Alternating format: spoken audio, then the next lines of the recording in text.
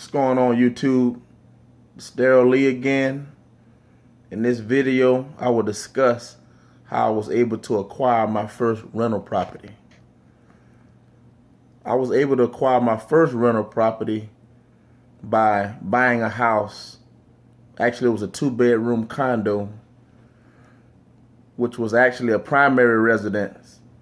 I stayed there for 6 years, put a few $1,000s into the property for rental purposes. My family grew, so I then bought a house that was more conducive for my family size, single family house. With the previous residence, I rented that property out.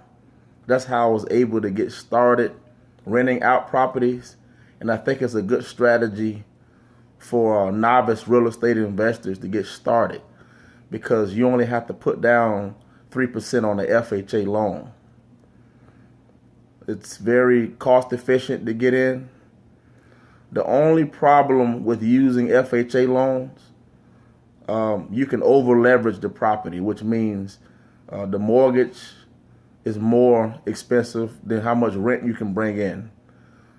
That's not a practice that you want to get into frequently. That's what gets a lot of people in trouble with real estate, is by over leveraging the property. You always want to buy a property that cash flows. Cash flow is the difference between your mortgage and your rent. So if you're renting a property for $900 a month and your mortgage is $400 a month, $500 is what you would actually profit. In the finance world, that's called cash flow. Cash flow is what will keep you out of trouble in this business. So guys, if you can remember one thing, always buy for cash flow. If you buy a property for $50,000 and it goes up to $100,000, that's just a blessing. But if you buy for that reason, one day you will get wiped out.